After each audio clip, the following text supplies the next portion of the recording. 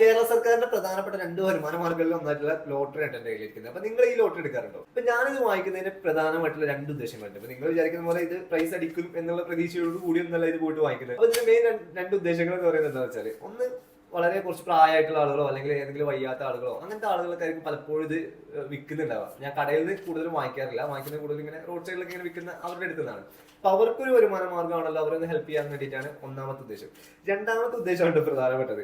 അതായത് നമ്മളിത് വാങ്ങിച്ചു കഴിഞ്ഞാൽ ഇതിന്റെ പ്രൈസ് ഇപ്പൊ 70 ലക്ഷമാണല്ലോ, ഇത് അടിക്കും എന്നുള്ള പ്രതീക്ഷ നമ്മുടെ മനസ്സിൽ ഇങ്ങനെ കിടക്കും. അപ്പൊ നമുക്ക് എന്താണ് സ്വപ്നം കാണാൻ പറ്റും. അതായത് നമുക്ക് വലിയൊരു കാറ് വാങ്ങിക്കാം, നമുക്കൊരു വീട് വെക്കാം, അല്ലെങ്കിൽ നമുക്ക് കുറെ വിദേശ ട്രിപ്പുകൾ പോവാം, അല്ലെങ്കിൽ കുറെ ഡ്രസ്സ് എടുക്കാം, ഫുഡ് കഴിക്കാം, അങ്ങനെ ഒരുപാട് ഫാമിലി ആയിട്ട് എൻജോയ് ചെയ്യാം, പിന്നെ കൂട്ടുകാരായിട്ട് അടിച്ചു പൊളിക്കാം, അങ്ങനെ പല പല ഉദ്ദേശങ്ങൾ നമ്മുടെ മനസ്സിൽ ഇങ്ങനെ കിടന്ന് കളിക്കും.